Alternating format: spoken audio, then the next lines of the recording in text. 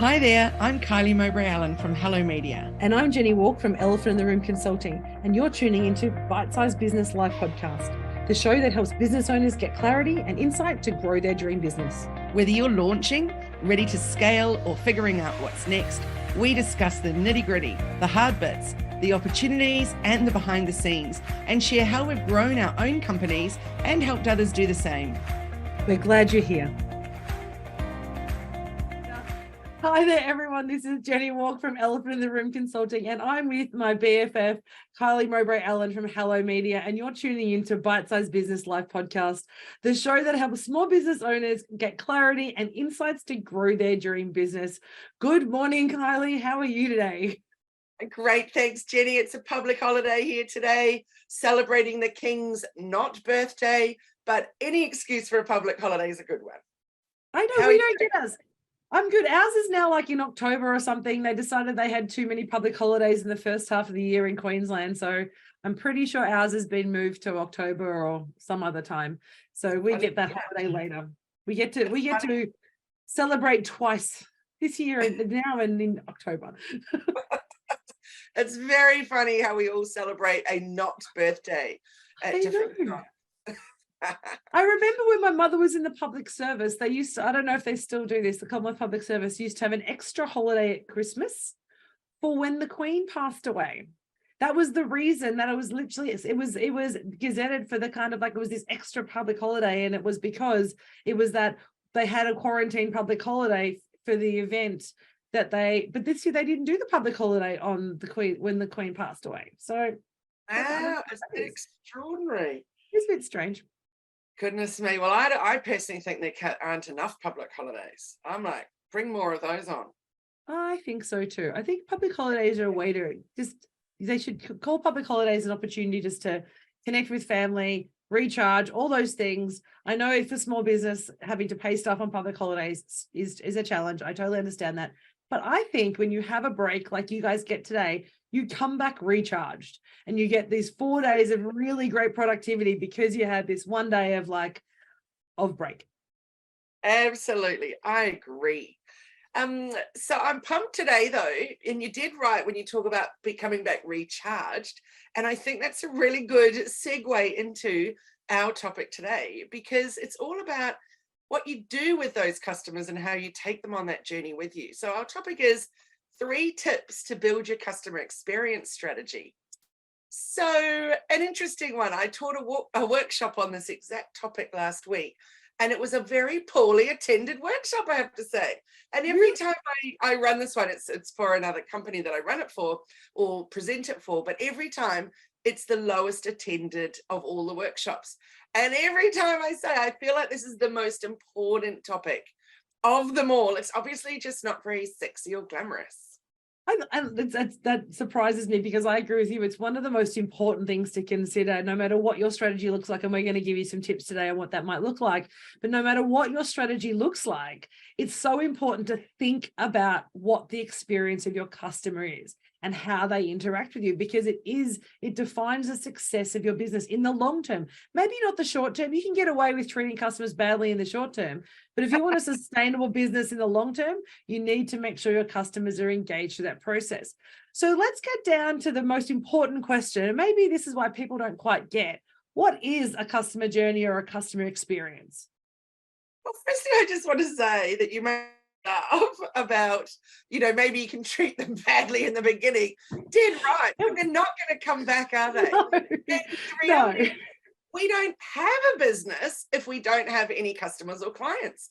Exactly. So that's why it's the most important thing that we need to nail in our business. So did you know, this is one of my favorite stats, that it's between 5 to 25 times more expensive to get a new customer than it is to keep one of your old customers or a current customer. So I just find that incredible that we don't focus on keeping those customers in our customer journey. But as you said, what's a customer journey?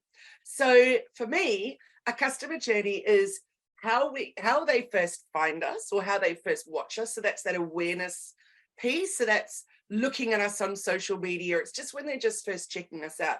And it's taking us through this entire I like to think of it as a circle all the way around through when they, converting, then they're, referring us, then they become our raving fan.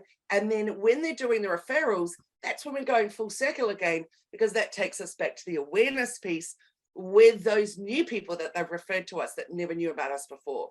So if we can find ways to nail our awareness piece, take them on that journey with us so that they are so pleased with the outcome of working with us or buying from us, et cetera, that then they're going to be referring us. That's where we're winning. And that's how we keep them on that journey or stay on that journey with them. So really, if we want it to be really simple, it's really saying it's the experience of a customer from the time they even think about finding you to the time they work with you till right to the end till they come back and repeat business. So it's that whole life cycle of our customer, really, isn't it? Beautifully said. It's a life cycle. So I'm looking forward to you sharing about yours, because you said yours is the 3-part piece. Mine, unfortunately, is a lot longer, but it's that aware stage, then engaging with you, subscribe to what you're offering, converting. So that'll be something small, like a little bit of time that they've invested to watch your free webinar or buying a low ticket item just to test you out. And then that excite stage, that's that aha moment when you've really made them happy with the result that they've got from you. Then the ascend, which is when you're taking them down through that funnel, your sales funnel. And then that's when they go to the advocate stage and then the promoter stage where they're promoting you. So it's quite a long in-depth process. And we need to go through it to check which part, if any, have we got that's broken link in that chain or in that life cycle. And if any part of that is broken, that's the bit that we need to work on. But what I really like is that if you've got anything broken along the way, there's no point working on that awareness stage, because getting that awareness happening is so important. But then if you're not taking them on a really seamless journey, what was the point of getting them in the first place? Because so I'm going to one of the key things I loved about that, you said there's the link in the chain, and we forget that, don't we, that each stage of your buyer's journey is kind of like catching a plane. You go to the airport, you park your car, or you get dropped off on the Uber, you walk in, you check in, you drop your bags. If you can, you go and sit in the Qantas Club and have a nice glass of wine. Then you get called and you get on your plane and you go through that process. And if any one of those stages fail, then you don't catch your flight.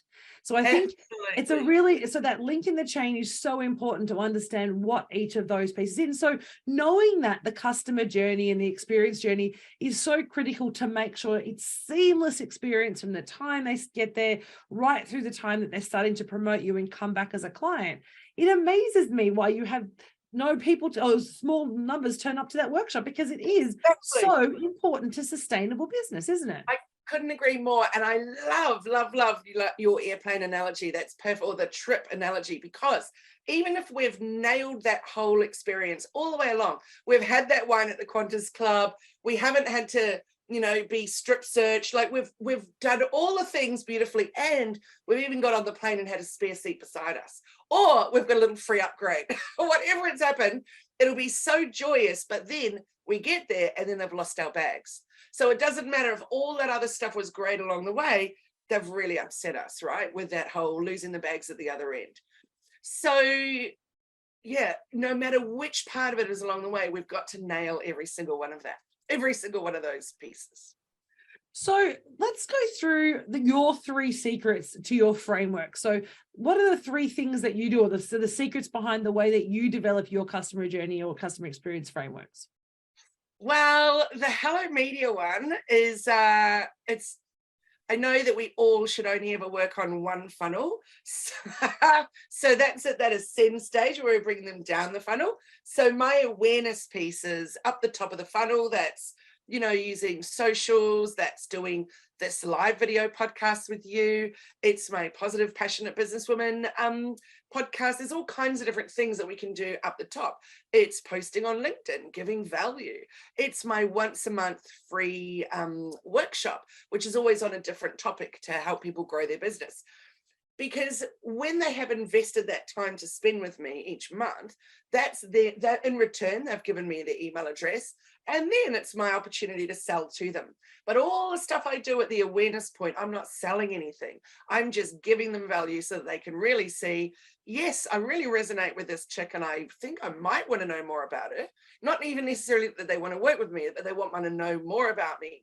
And then once we've got all that happening at the top of the funnel, we're taking them down and they'll book a discovery call with me, or they'll join the Positive Passionate Businesswomen membership, or they'll attend one of those free workshops. Then we take them down the funnel, and that's when they'll join one of the programs, or, you know, work with us on our social media management side of things, or whatever it is. So for me, it's a very, very simple funnel. The key point is I've got to absolutely nail it at the top. I can't say that I'm someone at my awareness stage, and then when they're actually working with me, it's something completely different that they're getting. I need to be consistent. I need to be transparent, and I need to really, what I say I'm going to offer has got to be exactly what I offer, or even more than. We always want to excite people, don't we? Or surprise them with more value. What about for you, Jenni? What's your 3-piece strategy there? Before we go into my kind of 3 secrets, I think one of the key things, the key takeaway that Kylie shared with you there is that it's not just one thing at each level. It's about providing options to think about what ways your customers are interacting with you. And you mentioned lots of different ways that people can interact with you, some on social media, some through email, some through your workshops or your free webinars or lead generation. So one of the key pieces there, I think that's so successful about your framework is that you're looking at lots of different ways for people to find you. So you're not relying just on one thing, like in the old days where it was yellow pages, or it was, you know, print media, or it was TV media, or whatever it was. There was somebody would throw all their money in one large bucket and hope that it paid off. Whereas what you demonstrated in that conversation is the need and the importance of having multiple different ways people can find you, because we're all different and we all like to interact in a different way. So I love that you shared that. Thank you so much.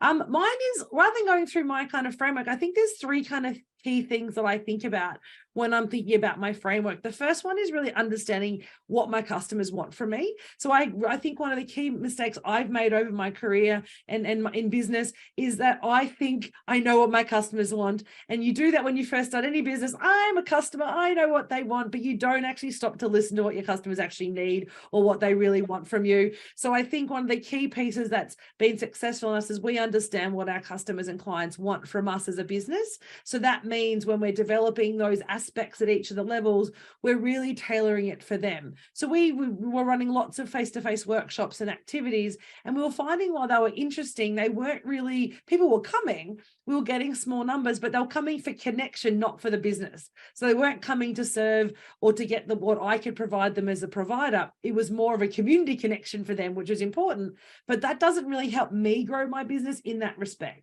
So I was giving them what they needed, but perhaps not what was connected to my business. So I think that was really important to understand, am I providing the right pain point? And then I think, and you demonstrated this so beautifully in your funnel, is how do we actually design that and build that into a funnel and a framework so that we make sure that we're hitting those pain points, hitting those needs, hitting those wants. So at each stage, we're pulling them through the funnel, or they're wanting to go through the funnel because they can see we can solve their problem. It helps, you know, in my consulting space, which is where we've really been focusing a lot of at the moment in the work that we do there. We're able to bridge that gap between non-Indigenous and Indigenous worlds and have that conversation and open up, you know, change mindsets and the narrative around, you know, engaging with First Nations businesses or Indigenous businesses. And I think, so I know that's a challenge. So a lot of our conversation with clients is around that. Not about my coaching. That becomes something extra that we give them. And it's all those extra things that you talked about. So I think that's really important to deliver and design something that meets their needs. And then, of course, we're always changing. Unfortunately, we don't stick to the kind of funnel. The one kind of secret weapon / challenge is that I like shiny things. So we're constantly changing what we're doing. And we're thinking, how do we do this? And what should we do here? And we're constantly trying to play around with things. So what I took from your conversation is that it's that consistency, making sure that if you start a funnel and start your process, stick with it, iterate what you have, don't throw the baby out with the bathwater, be consistent and be focused. And I think that's one thing that makes your funnels so successful is that piece at the bottom. So I'm going to steal that from you today. Good.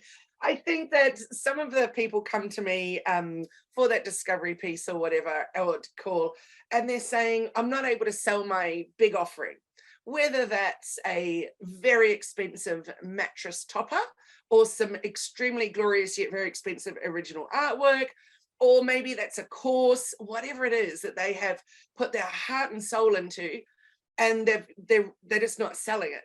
And I'm like, well, what are you doing? How are people getting aware that you even exist? And then what are they able to then invest that's a tiny bit to get a taster of what it is that you offer before handing over 500 or $5,000 or 50 grand or whatever it is? Nobody's just going to hand over something unless they've really got to know, like, and trust you. Yeah. So that doesn't mean, like, it literally might just mean all it will be is that half-hour discovery call that's free. Or maybe you can offer just a 1-hour paid strategy call, but that's a lower investment before they then sign up to go the whole hog with you. And I think that's what I see over and over with people that come to me, is that they have forgotten that piece of the know, like, and trust at that aware stage. Yeah. So people really, get to know you. And I think that's what we've managed to do that well with, particularly, again, we're just talking about the consulting work that we do rather than our coaching piece, is that we're really able to tap into that piece around know, like, and trust. People are starting to get to understand what we do. In the consulting, in the corporate space, there's a lot of people talking to a lot of other people. And so we're getting a lot of trust built in a community sense. So people can see us, they talk to their colleagues, they talk to their peers, and that allows us to build community trust, which I think is a really undervalued aspect. That's not just about the trust in that one client, it's what the community and the people they're working with think and know, like, and trust about you also, because they share those experiences. May not be on social media, it might be through, a cup of tea or at a networking event or a conversation at a workshop, but it's how do we build that community of know, like, and trust. And it's so important in regardless of what you're doing, whether you're selling, new tires or jewelry or consulting or digital marketing, strategy like you do. I think that's that piece that we do often forget, don't we?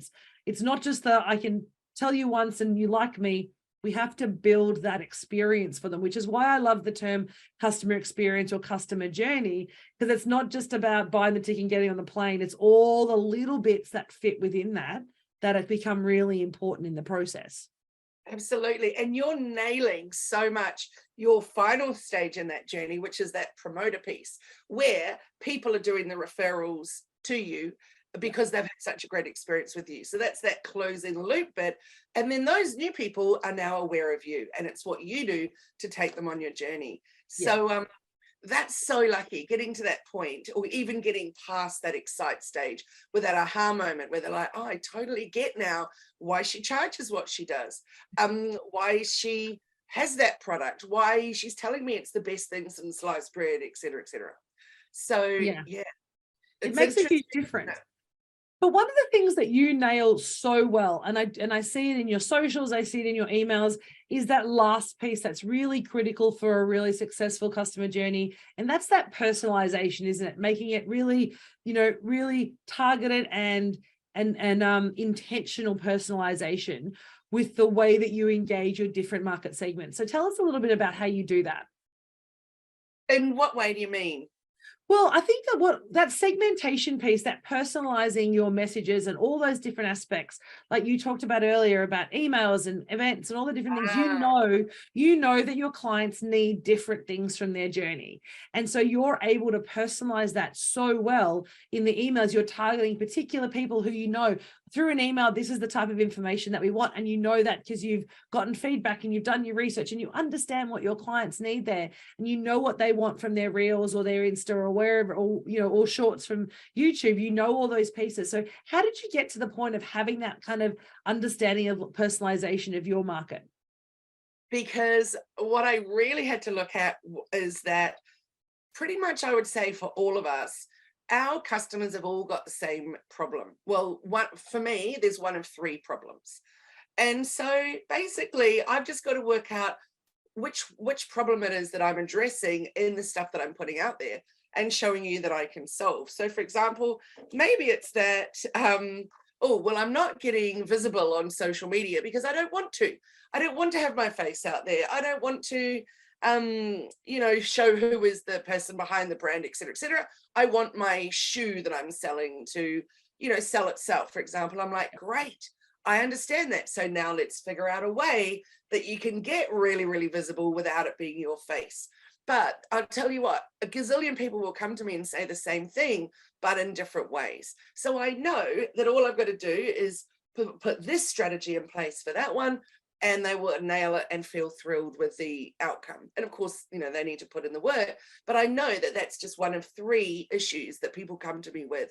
So I think that's the key piece, is knowing what are the most common problems that all those customers or clients have, then putting out on socials, through my email marketing, through, all kinds of different ways that I'm getting visible, solving those problems for them, but only a tiny little bit, just giving them a little hint of what they might get if they then come and work with me. So that's the key, is even in my workshop that I do, it's 2 hours once a month, which is a big investment on my part, because as you can imagine, it takes more like 8 to 16 hours to write the whole presentation before I actually then present it, and it's free for anyone. But the key is I'm telling them the what and the why. I'm not telling them the how. They need to then come and pay and work with me to find out the how they're actually going to be able to implement that. So I think that's the key, is really understanding what it is your customers want. And we've had this conversation so often, and I know I have this conversation even with my consulting clients and as well as my coaching clients, is what are their problems and what are the pains, what are they really wanting from you, and getting down and drilling down to that fundamental reason that they're with you, and getting past all the kind of the fancy words and the fancy kind of conversations they're having to really understand your customer, isn't it? And so it's really not about you, and it goes back to our conversation which we have so often. Your business isn't about you, it's about solving your customers' needs and solving your customers' problems. And if you don't know what those problems are, you could be the best widget in the world, but you're not going to find the customers because you don't understand what they're looking for. That's totally right. And then that final piece is that personalizing the experience for them. So I can't do a discovery call or do a workshop or whatever it is that I'm doing at that visibility stage and just tell people what I think that they should be doing. It's got to be speaking to them exactly like you said, showing them how I would solve that problem, or showing them how they can solve it themselves if they can just tap into some of my knowledge or experience, etc. So, and whether that's my service offering or me selling a product, whatever it is, I've got to show them that for them, it's the right thing, not for everybody. Yeah, I love that. And that personalization really then rounds out the individual's customer experience. Because I think this is one of the conversations I've been thinking about lately, because I've got some people I'm working with and we talk about the sales cycle, right? It used to be called the sales process or the sales cycle. And I think when we call it a sales cycle or a sales process, it becomes about us. How are we selling our product or service? How are we delivering this? It becomes our conversation of what our process is. And when you call it a customer journey experience or a customer experience, you're actually looking at exactly the same process, but you're looking at it from the perspective of the customer. And I think that it's just landed on me, just dawned on me just then, actually, to be honest, about that kind of 2 sides of the coin. And it's really important. It's not just about looking at the way you're going to sell and what your automations or your function are from your sales process. What does your customer want to get out of that process? Why are they working with you in the first place? And if you can nail your process and align it with your customer's experience, that's where you get that winning formula. It's the balance of both, and not one or the other is more important. They're equally important because it creates balance in the organization, doesn't it? Absolutely. And last time we had our chat, it was all about storytelling, and that's exactly what this is all about as well, is that we've got to get that story right that we're sharing, whether it's a story about our own experience to how we got to be doing what we're doing, and we solved obviously our own problems to then be able to move forward, or a storytelling of someone else's problem that we solved, like sharing a testimonial or sharing a customer experience, that kind of a thing. So yeah, I think we forget that that storytelling piece is just so important to then anything that we do. But then we've got to really nail that customer experience or that customer journey, because without nailing that, we don't have them. We just got to constantly work on new ones. And as I said right at the beginning, that's a very, very expensive way to run your business. It is. And it's also important to keep reviewing that, isn't it? You don't just set and forget and do it once. It's a constant iteration, constant review to make sure that you're still targeting the right people and the conversation is still the same and the problem is still the same. Because what I often found is we iterate, we change how we deliver and what we deliver, and we forget to make sure that our customers are still matching that, or vice versa. Our customers grow and maybe our content doesn't. So it's really making sure that we keep that alignment and that balance together throughout our business. So it's not just about the customer life cycle, it's a business life cycle too. Totally. So one more stat I'm going to leave you with is that happy customers give your business longevity, and they have a lifetime value up to 10 times that of a one-time customer. So they're more likely to be repeat customers and become raving fans, which is what it's all about at the end of the day, is when other people are saying the good things about you, not you saying all the good things about you and trying to get people to believe that. So making sure that how you're dealing with those unhappy customers, and there's always going to be one or two or more, it's always going to happen, but how you then deal with them. So let's go back to that airline analogy, is that they lost the baggage at the end of the whole journey. But imagine if they just hand over a voucher, say, go and get yourself a fresh pair of knickers and a toothbrush and get yourself through the afternoon, and then we'll make sure that your bag is on the first courier to you, and then I feel that I've received the attention I need, received the acknowledgement that it's actually happened, rather than, crikey, I've got a client that it happened to, and it was 5 days before they actually got their suitcase. Wow. And nothing offered to them. They said, oh, you can just deal with your insurance. But it's like, that's goodness. Not going to help us right now. And the interesting thing is that they had one of their air tags in their suitcase. So they knew exactly where their suitcase was, and their suitcase got delivered to their house a day before they got the call from the airline to say, oh, we've located it, we're about to deliver it.